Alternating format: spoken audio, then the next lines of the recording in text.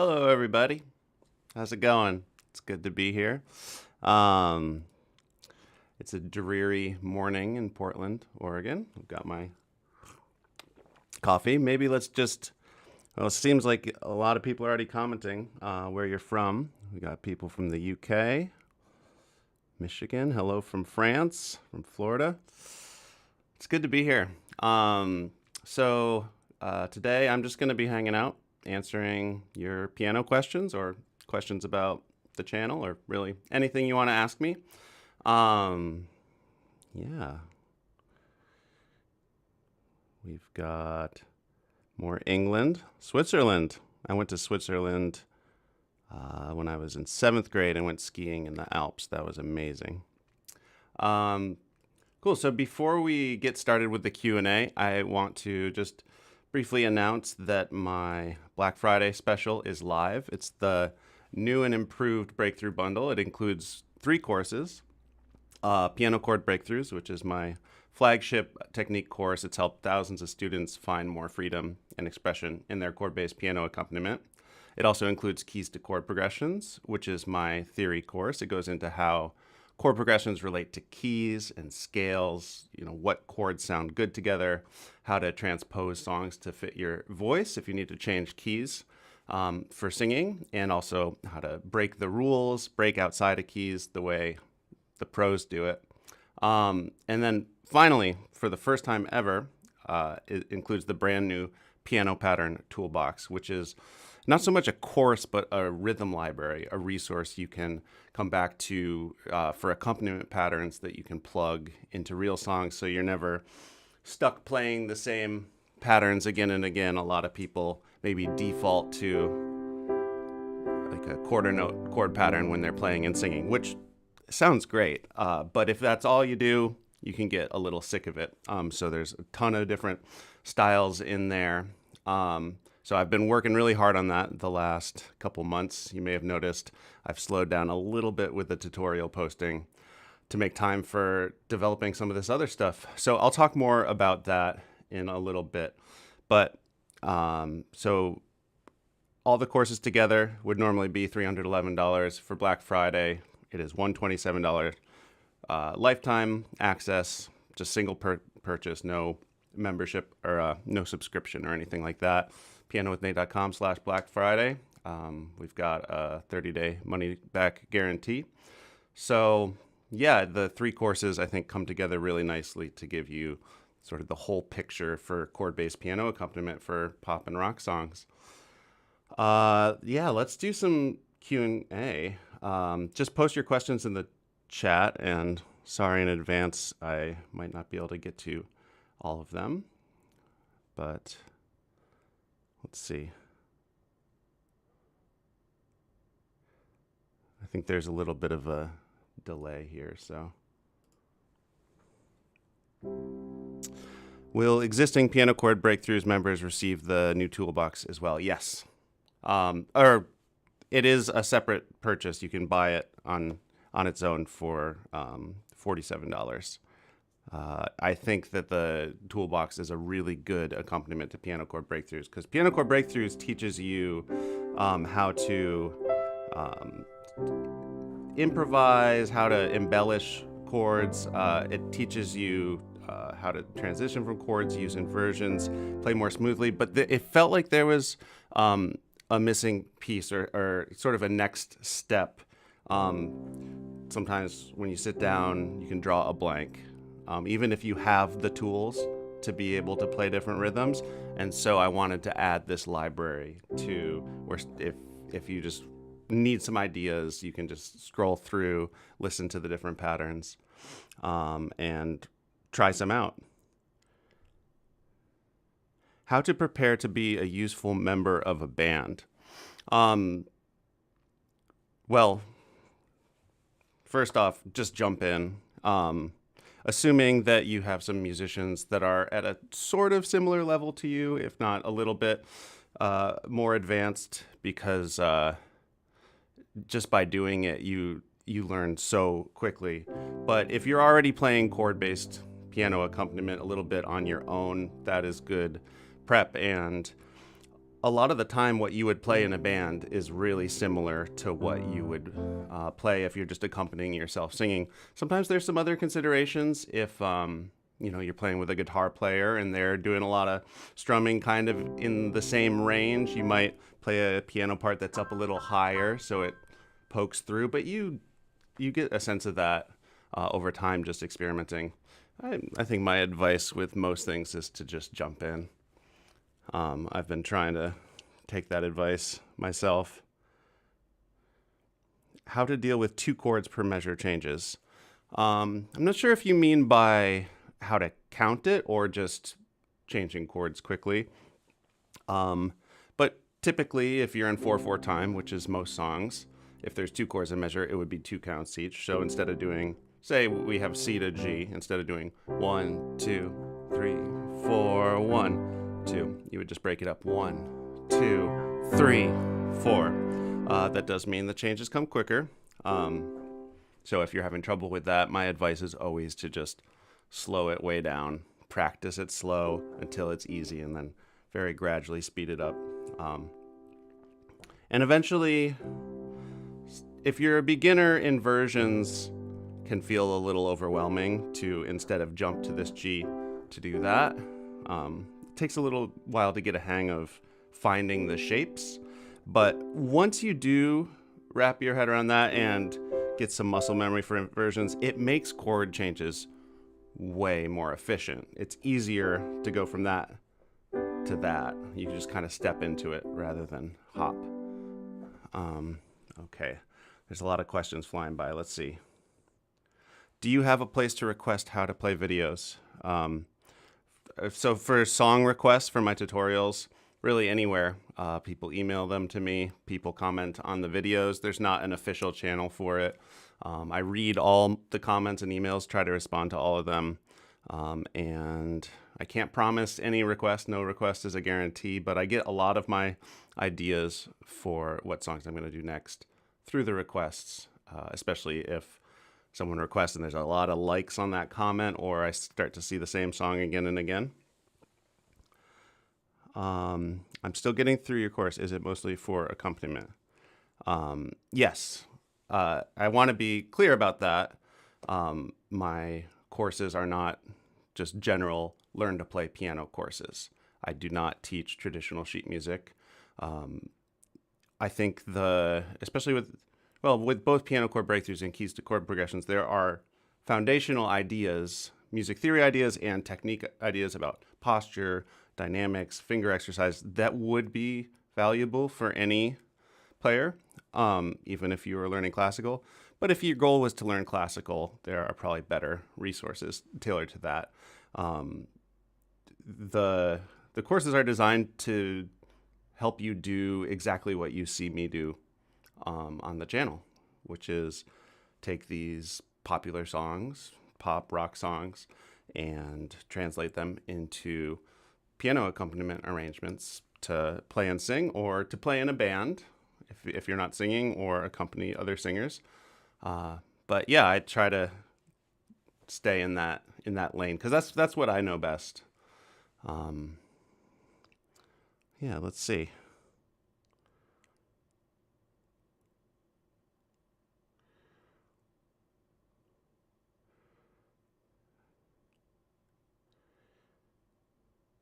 How will 2 chords per measure work with the patterns in the piano toolbox? Yeah, really any chord change timing works with these patterns. The patterns, generally most of the patterns in the toolbox are 1 measure long. And let's say you're doing a pattern that's like,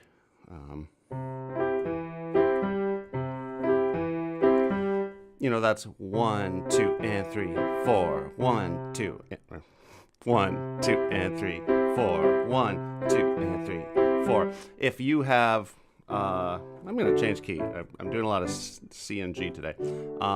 Say you have 2 counts of A or E, 2 counts of D, and 2 counts of A. Instead of doing, you would do 1, 2, 1, 2, and wait. No, this is a tough one. 1, 2, and 3, 4. something like that. You can plug them in, and it works out. That was a particularly challenging one for 2 chords, I must admit. Let's see. Follow-up question. Will you ever do a video on some basic vocal stuff? I've gotten that question a few times. I'd consider it. I've taken some voice lessons. I think I could speak especially to the coordination of playing and singing, and maybe I should explore a video on that. But, I haven't done a lot of vocal teaching. I have a lot to learn. And there are so many very experienced, wonderful voice teachers on YouTube already making videos. I sort of feel the same way with guitar. I'm not as good a guitar player as a piano player. I've done some private guitar lessons, but people ask me if I would do guitar lessons on YouTube. And, I just feel like there are so many wonderful guitar teachers on YouTube that I feel like the most value I can provide is with the piano. Yeah. I realize that for me, it's pretty hard to be in sync with the metronome, especially when it's getting more complicated. Yeah. So metronomes, a lot of people have trouble with them. A lot of people don't like them. They feel really dry and frustrating. But you're hitting on something I think really important, which is it takes a little while to get used to playing with a metronome. And if you are working on a song, say your level just arbitrarily, my dog is running around. You're learning songs at a level 6, and that is a good kind of challenge for you. If you're trying to incorporate the metronome and you try that song that's a level 6, you might feel really frustrated and make a lot of mistakes. It's hard to pay attention to trying to play it right while locking in with the metronome. So I always recommend, say, learn that song that's a 6, but practice the metronome with a song that's a 1 or a 2 at first. Play something really simple. Even the first step with the metronome is like get that click going and then just try to lock in with it. It's really about building that sense of the pulse. And maybe I should have mentioned this earlier. That is a great way to practice playing with a band. Because when you're playing with a band, it's the same skill. If there's a drummer, you're trying to lock in with that drummer. So with the metronome, start easy. And then eventually you get more and more used to it. And you can start playing along with the metronome with songs that are more at the level of where you're trying to push yourself. But it's just a slow, patient process. But I really do recommend metronome work. And another thing, one thing people don't like about the metronome is the click sound. It can be a little relentless. If you search on YouTube, kick drum metronome, or say you want to, they have it for every tempo, just individual YouTube videos. If you need a metronome at 120 beats per minute, you could search kick drum 120 beats per minute on YouTube, and you can be playing along with a sound that's maybe a little bit more musical or fun to listen to. Do you go to Oasis content? I'm not sure. Maybe you're asking if I went to one of the Oasis concerts, which I did not. That would have been really cool, though. And I have done a few Oasis videos. Maybe I should do more. Let's see.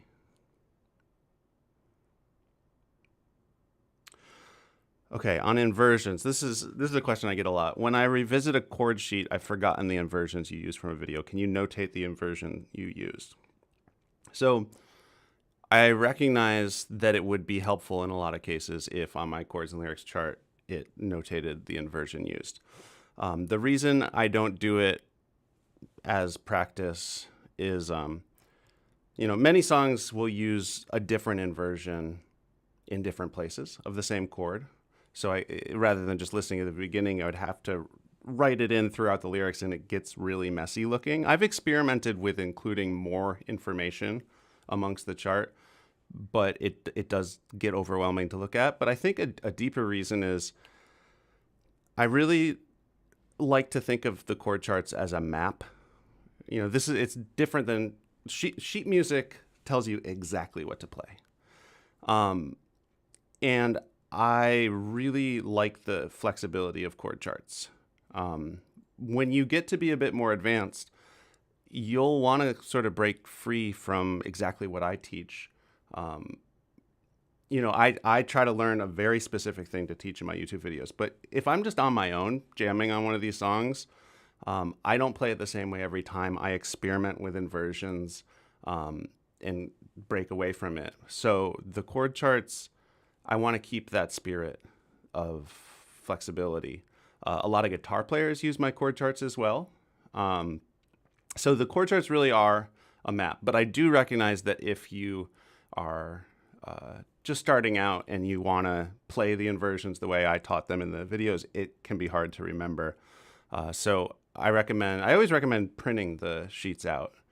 And then anything that is helpful reminder for you, whether it's the notes in a chord or the inversion, you can pencil it in. A lot of people do that and find it helpful. Can you indicate the metronome rhythm for each song just to know what the final goal is? That is actually a good idea. I have some of the same thoughts on that. Maybe I could include in the video what the beats per minute of the original recording. But again, I like these things to be flexible. Sometimes I'll do a piano interpretation of a song that's more guitar-based in a rock band. And a lot of times it can be really cool when you take a song like that onto piano to make it different, to make it more. A lot of times, really great rock songs that are really fast sound really good on piano, a bit slower, and you can take a more emotional approach. So again, I recognize that most people learn these songs from my tutorials and play them the same way I do. But I do want to encourage people to, once they learn the chords, make them their own. So again, I sort of hesitate to be too prescriptive, if that makes sense. Do your courses help to learn how to read sheet music? No. I do not use any traditional notation. And I do want to maybe clear that up because in some of my videos, I get comments and I think maybe I've come across as anti-sheet music.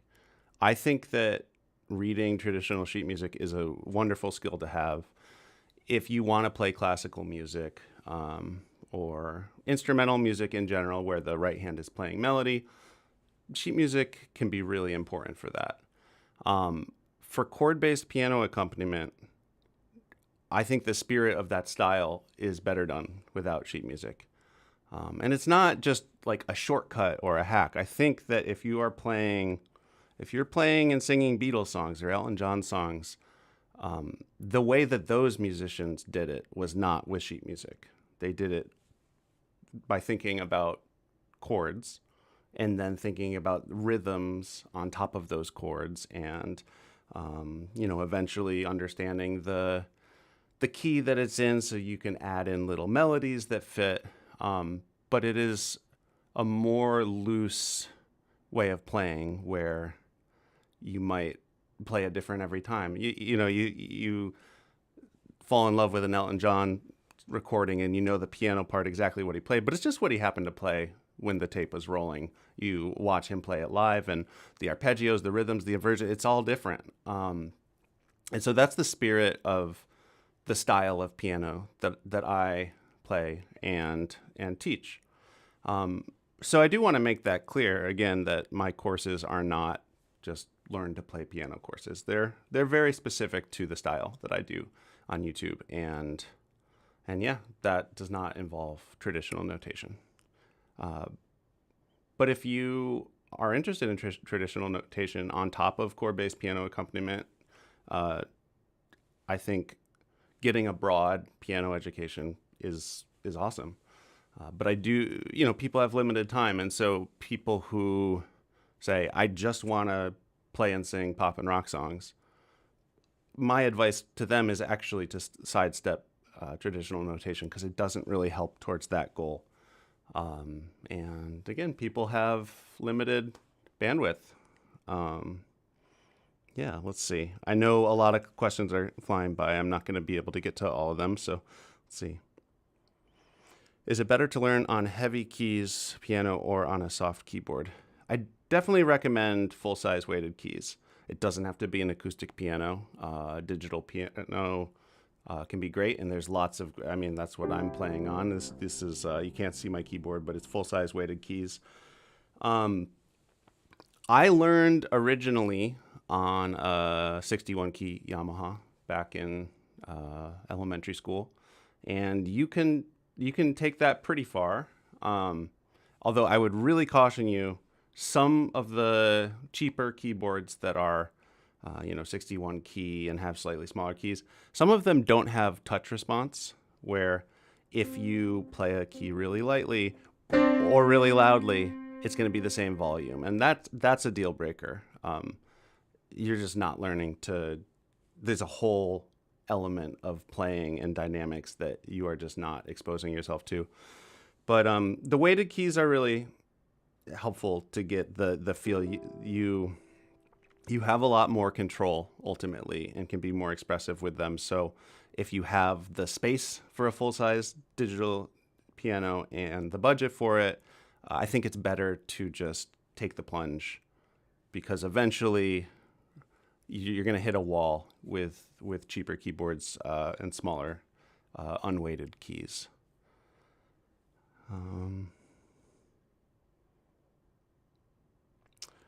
I learned to play Beatles' Martha My Dear a few years ago. Have you tackled it? It's a bit of a workout. I have not tackled that one yet. I definitely will. There's a lot of songs that are on my list, and I'm definitely going to do that. But that's an example of one where it's just a bit of a project, and some weeks I just don't have the time to tackle something that's going to be that involved. But I am slowly but surely working my way through the Beatles catalog, and I think I will end up doing most of them. Yeah, let's see.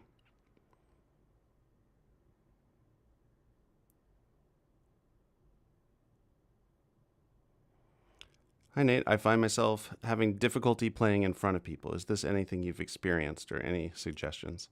I've definitely experienced that. I still get nervous when I play. The first couple times I ever performed, my voice would shake, and it was really scary. I feel like that goes back to something I was talking about earlier. You just got to jump in. I think it's important to remember with live performance that people don't expect perfection. First off, a lot of times if you make a little mistake, you'll notice, but people won't. But even if they do, when you see a live performance, sometimes some of the best moments are when someone makes a mistake and maybe laughs it off, and it feels real. If people want to hear perfect playing, they'll listen to a recording. So, yeah, I think just jumping in, taking the pressure off, trying to have fun with it, and it does get easier. It gets a lot easier. I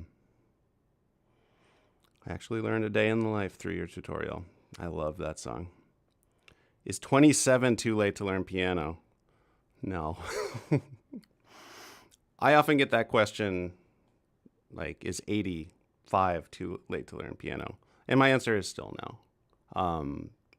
I've worked with a lot of people in their 80s that make a lot of progress. 27. Come on. But even when you're really getting up there in age, you can make a lot of progress. It just depends on your outlook and goals. Like,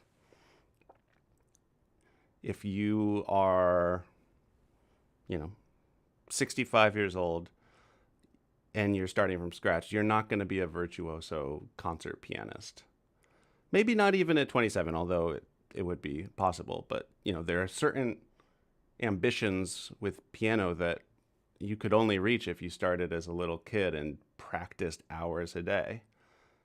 But being a virtuoso, world-class pianist is not a goal most people have or should have. It's for most people, playing piano should be a source of joy and fun, and you can have a lot of fun playing piano, making music, singing, jamming with people at a pretty beginner level or intermediate. Like, I think the key is to just enjoy making music, whatever level you're at.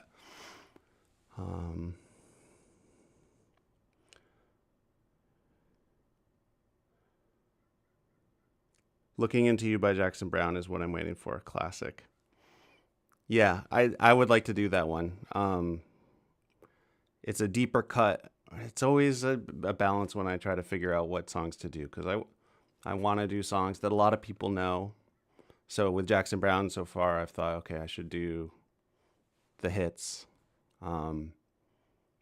But that is a wonderful piano song.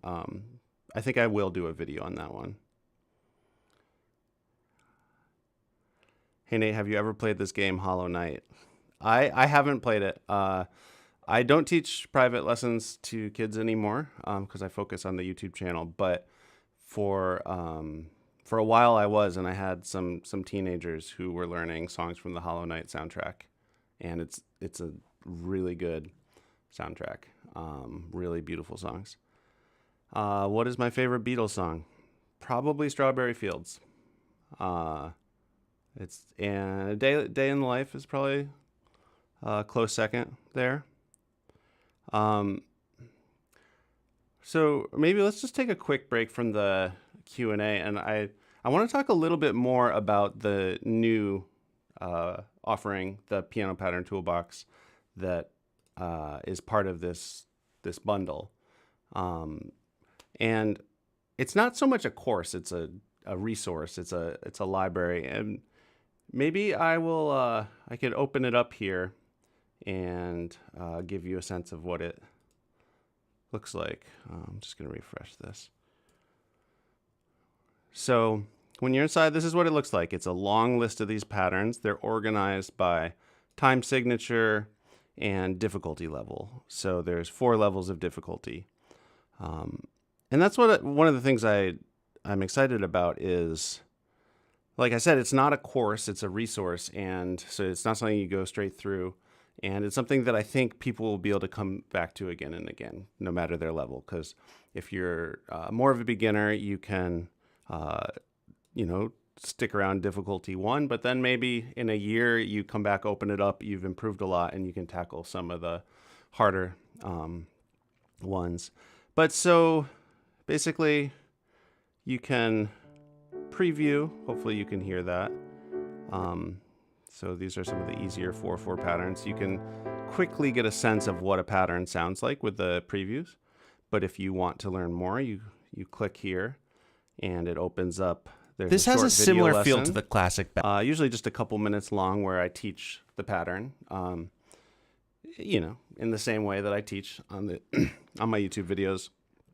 I'll teach you how to count it, and there's usually some tips and variations you can do. But you'll also see a tempo range where the pattern, I think, works best. Feel is straight or swung. Most of them are straight in terms of how you feel the eighth notes, but I do explain that within the videos if you are unfamiliar with that. And then this is one of my favorite parts. I will link. So these are clickable links to songs that I have done tutorials for. So if you're getting familiar with a new pattern, getting it into your muscle memory, and you want to try it out on some songs, these are songs that use it. And then we've got the rhythm chart here. But again, I go more in depth in the video, and sometimes there are variations that you can do that aren't reflected in the chart. But the chart's there for quick reference. You know what might be fun is if people want to comment some simple chord progressions, and maybe we could just look at a few patterns. I could try playing the chord progression on a few different patterns.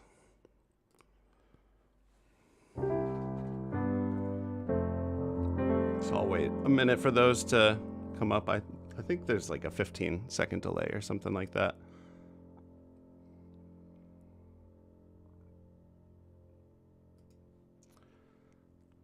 Let's try something maybe with the peppy stepper. That's a fun one. I can show you some of the more advanced rhythms as well. I'm not seeing any chord progressions yet. I think the delay is pretty big. So let's say I'll wait for that, but let's say I'm doing a progression that's like A. That should be a C sharp there, not a D flat, and D minor.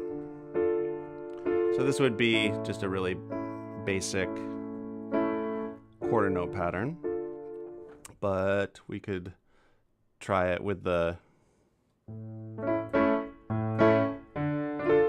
So that's the peppy stepper. So right away, the chord progression takes on a very different feel. And, you know, these patterns are flexible. You might have noticed I did an inversion on the D minor there instead of root position. So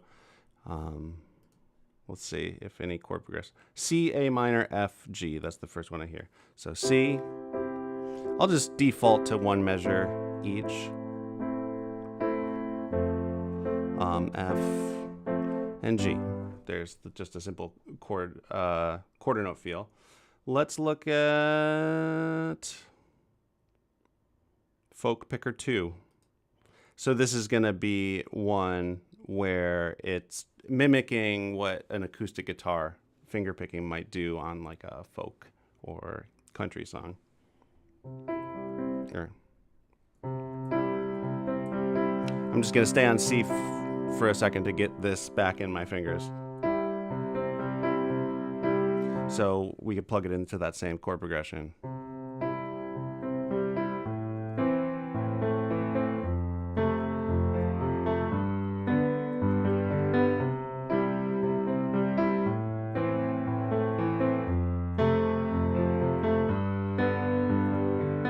So that really gives that that folk feel. Let's try a different pattern. We could do, let's try like one of the 6/8 ones. We could look at Golden Sway.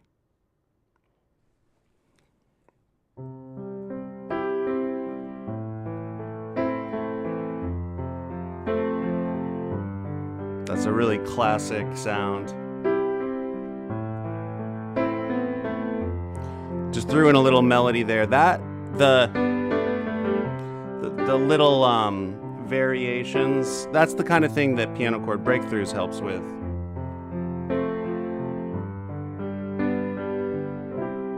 Let's look at let's see if any more chord progressions have popped up. We got D minor, B flat, G minor, A. Ooh, that's a nice one. So that breaks out of the key a little bit. You can hear it is establishing a key, and then the A is a little bit of a surprise. So with quarter notes,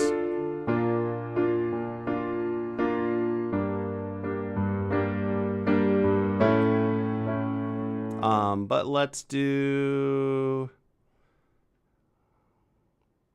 how about the Elton Pusher? This one sounds like Elton John. Let me just think for a sec.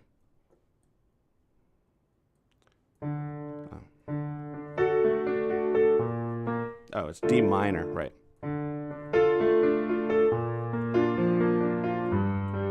Or, and G minor.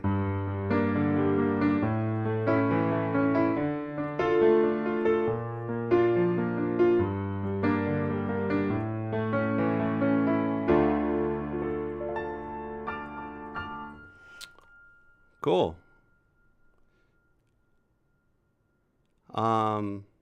So yeah, that is the piano pattern toolbox. I'm really excited about it.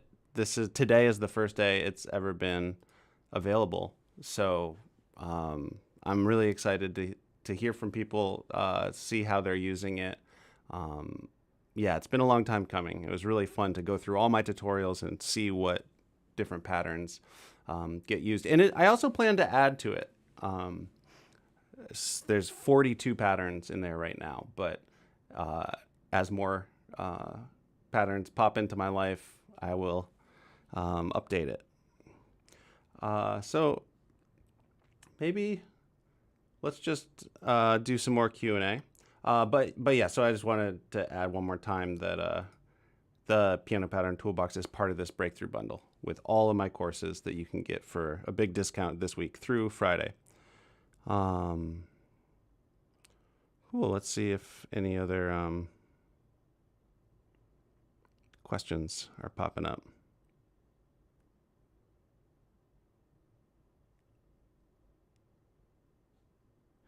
I'm learning keyboard. I know chords of songs, but I find it hard to play with rhythm, that vibe with a song, which I do.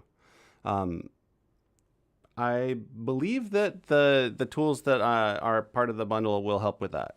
Piano chord breakthroughs will really help you solidify your sense of rhythm, and give you some ideas for that. And the Piano Pattern Toolbox provides a lot of resources for that. It's something you develop with time. I think the first step is that, quarter note feel, which is just a classic piano accompaniment feel. And, for sometimes it takes a while just to get that, to be able to do that with a steady beat. It's really important when you're playing music to feel the beat in your body and play along to that and keep that steady. That takes some practice. And again, piano chord breakthroughs really goes into that, working with the metronome, developing that sense of the pulse. When you have that really solid, it's just a gradual process of learning more songs. Every time you learn a new song, maybe you use one of my piano tutorials and the rhythm is something a little different than you've ever played before. If you get that into your muscle memory and get comfortable with it, it stays with you. And so you'll be able to call upon that rhythm. And a lot of becoming a better player is just getting more of these patterns and rhythms into your body, really. And you start to recognize them in music when you listen. You'll start to pick up on the rhythms more. And you do get to the point where you hear a song, and if you can feel, you can count along with it, and you start to notice, oh, the snare drum is hitting on counts 2 and 4, and maybe you sort of incorporate that rhythm into what you're playing. But it's always about just starting simple and getting that foundation really solid. Do you drink tea during or before practice? Not usually. I usually drink coffee. That's what I'm drinking right now. I love tea, but I always fall out of the habit of it. I think just coffee often feels more exciting.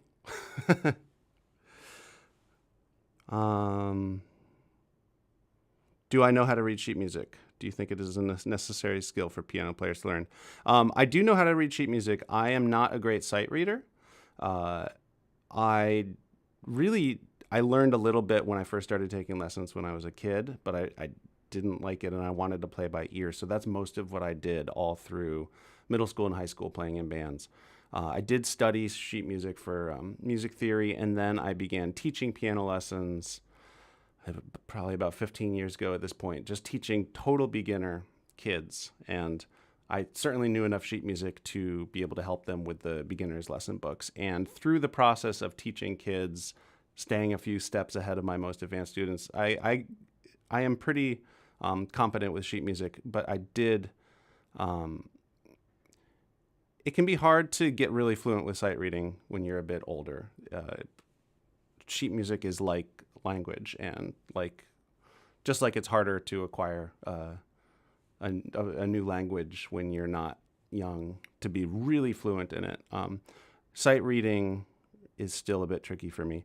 I talked earlier about whether sheet music is necessary, and so I won't go all into that again, but I think sheet music is an awesome skill. If you want to play classical, you should absolutely learn it.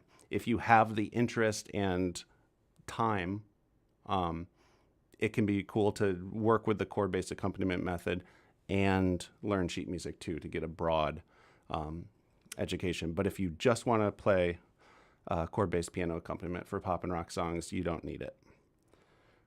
How long does it take to play piano fluently? It's just however you define playing fluently. You can within a week go from beginner to having fun playing chords and singing songs with just a simple rhythm with the chords. I think the best way to approach it is to practice as much as you can, but keep it joyful and just see where it takes you. Because if you just play a lot and have fun with it, you're going to improve a lot.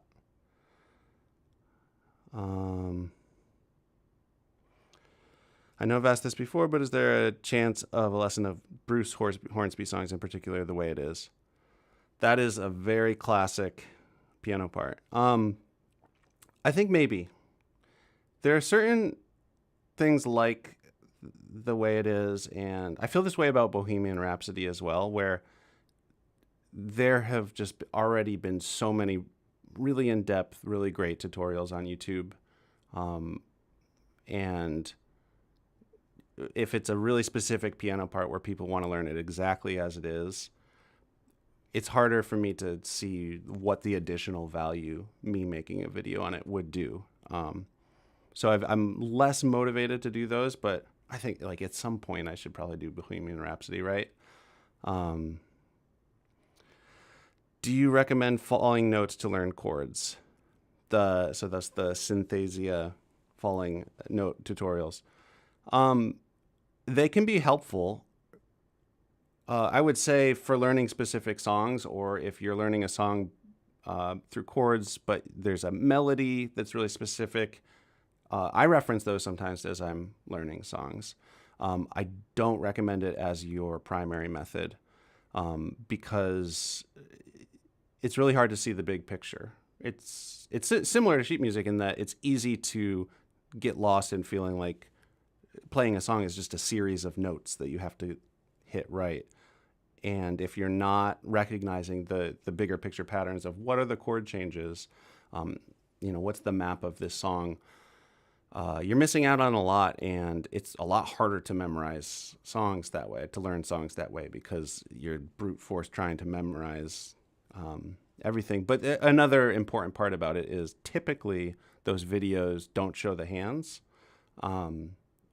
And I've worked with a lot of people, particularly teenagers who just start teaching themselves on YouTube to learn like video game songs. I encountered this a lot when I was doing private lessons, and they could learn some really impressive stuff without a lot of skills, but I would watch them play it and their fingering would be a mess, like really inefficient.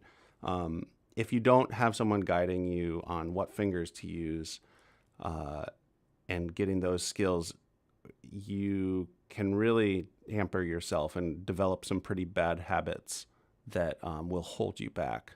So the falling MIDI note piano tutorials can be a useful resource, but I don't recommend it as like a primary learning method.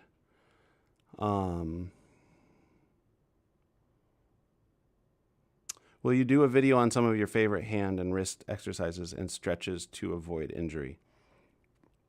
I will probably do some more technique videos, and there's some of that in piano chord breakthroughs, and I'm working on deepening those lessons. It's really important. I have shared it once or twice, but when I was 20, I developed a repetitive strain injury in my arms. I was playing in the band for a off-Broadway production of Hair, just playing rock piano, standing up really aggressively every day for weeks on end, and my forearms just gave out because I had terrible technique. A lot of my technique I've learned since then, and I was just banging away with holding a lot of tension. And I hear from people that are having pain when they play, and my advice on that is first to not push through the pain. It's your body telling you something's wrong, so definitely back off, listen to your body. but it's usually a matter of you're holding tension somewhere. You want to be really relaxed, and it's just like your hands float up to the keys, your wrists up, and using some arm weight, some gravity when you play. But it's really about learning to be relaxed when you play. If you are having pain, if you are really like every time you sit down to play, you can only play for a few minutes before you get like burning in your forearms or something, I'd really recommend hiring a local piano teacher for just a couple of sessions who can look at the way you're playing. Because sometimes it's just a really simple adjustment. Maybe you're sitting way too close, your shoulders are up, something like that. And there are some really good videos already on YouTube. If you just search like piano posture and technique, there are some really experienced piano teachers that have gone in depth with videos on that. Yeah, but that's important, and I would like to make more videos addressing it. I still have a problem coordinating my left and right hand. Yes, you and everybody else. My main advice for that in general is to do more practice with your hands separate. If your hands are playing two different things that sort of interact in a way they're not in sync, you're going to run into problems trying to play it together. If you're not comfortable with each of those patterns separately, it's going to be frustrating putting them together. So it's usually a matter of doing more practice with just the left hand until it's really muscle memory and you can feel the beat and get to that point where it's like you can play it in your sleep, where your hand just knows what to do. Same with your right. And only then combining them. And when you do combine them, going really slow at first. So usually when people are having coordination frustrations and tripping up, it's a matter of they're trying to do too much too soon. Is there a price for just piano chord breakthroughs? Yes, there's not a specific Black Friday offer on just piano chord breakthroughs. Piano chord breakthroughs is $127. And so right now this week you can pay $127 for piano chord breakthroughs, but also get the piano pattern toolbox and keys to chord progressions. All right, I'll hang out and answer a few more questions. Nate, your tutorials are awesome. Thank you.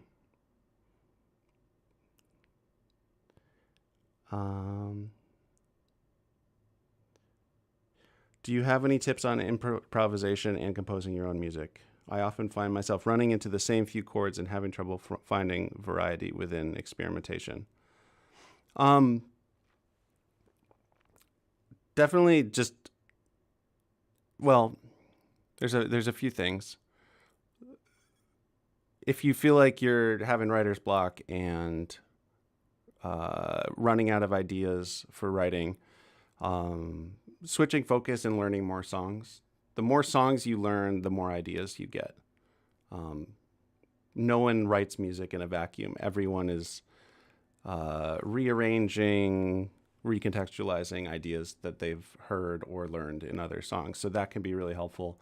In terms of finding variety with chords and chord progressions and having more ideas for what chords are going to sound good together.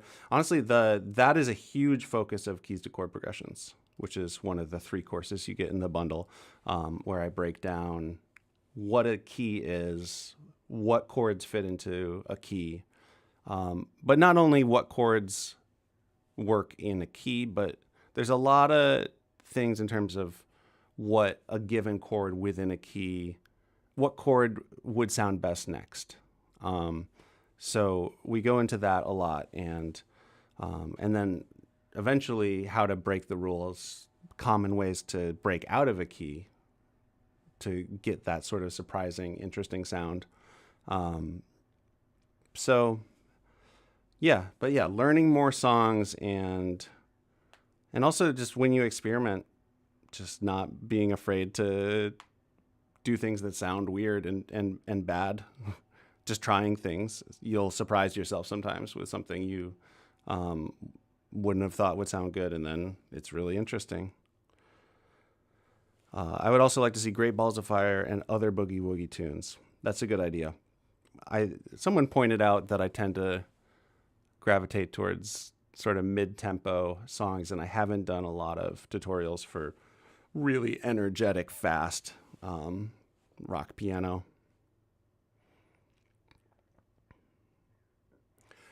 Nate, it feels much more comfortable playing triads using 1, 2, and 4 fingers instead of 1, 3, and 5.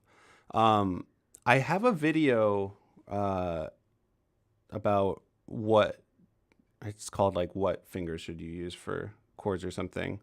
And I lay out my thoughts on that. But I typically play 1, 3, and 5 when I play chords. The reason for that is the hand is the most balanced there. And it gives you really easy access to the second and the fourth. And this is something I go into a lot in piano chord breakthroughs. Having that flexibility to be able to do improvisation on those other notes. So I love 1, 3, 5 for chords, but it's not a rule. 1, 2, and 4 can sound really comfortable, and then your fifth finger is free to do other things. You know, sometimes even 1, 2, and 3 can be really nice if your next move is to add a seventh. So I like to think of if you know, people who have done 1, 2, and 3 the whole time, I think it's not so much a matter of breaking that habit and learning the right way to do 1, 3, 5. The more ways you are comfortable playing triads, the better off you'll be. Because eventually you'll start to see the context of which it makes sense to use these fingers in this flow of the song based on what chord we're coming from or where we're going. And having that flexibility and not being tied down to the one way you're comfortable doing it is really helpful. Do you think you could learn more by getting a professional teacher, or do you feel that anybody could get good at piano just by teaching themselves? Private teachers are great. It tends to be a big investment. It's a much more expensive route to do, and you've got to find the right teacher. I think it's changing. I think more of the newer generation of piano teachers have a more creative and casual approach. But a lot of people have had experience with they want to play chord-based piano accompaniment, and they find a teacher who is really rigid in for generations, piano was typically only taught as if being a concert level classical player was the goal. And if you want to achieve that goal, there's a very specific way to go. But that type of teaching and that goal is not right for most people. So it's just a matter of finding the right one. I do recommend having some kind of guidance, whether that's a private teacher or, that's what I'm doing with my courses. It provides you a little bit more of a roadmap than if you're just watching random YouTube videos, and you can email me if you have any questions. So that's a good way to go. But yeah, private teachers can be wonderful and can really accelerate learning. Let's see. I'm getting another question about the 61 keys MIDI keyboard to learn. I talked about that quite a bit earlier, but you can learn on 61 keys. Make sure that it is touch sensitive, that it responds to the volume of your playing. And ultimately, you may be held back and reach a point where to play expressively, you need the full-size weighted keys. But again, I learned on a 61 key keyboard. Yeah. I think I'm going to start wrapping this up, but I am going to go live again on Thursday at the same time. You may have noticed if you've been to my live streams before that this looks better than before. I figured out the technology. I figured out how to make the piano sound better. So I'm hoping to start doing this more now that I've got a good smooth running setup. Yeah, Todd Rundgren. I keep meaning to do one of his songs. I have such a long list of tutorial songs, and I just kind of check in with them here and there, and then often something that's been on the list for a year, I'll check in with it and be like, yeah, that feels right. I'm going to do that this week. So I will definitely get to some Todd Rundgren for sure. So yeah, thank you for hanging out and asking questions. And I'm sorry I wasn't able to get to everyone, but again, yeah, I'll be back on Thursday at the same time. So just one more time, this week, announced today, we've got the Breakthrough Bundle with my 3 courses. Well, Piano Pattern Toolbox is more of a library, a resource grab bag where you can come back to it whenever to get inspiration for patterns. But through Friday, 59% off, 30-day money-back guarantee. And yeah, feel free to reach out to me with any questions. You can always email me hello@pianowithnate.com. And it's pianowithnate.com/Black Friday to get that offer. But yeah, this has been really fun. Thank you for hanging out with me. I feel very lucky to be doing what I'm doing. It means a lot to be able to play music, think about music all the time, and share that with you. So yeah, thank you for watching, and I'll see you soon. All right. Bye.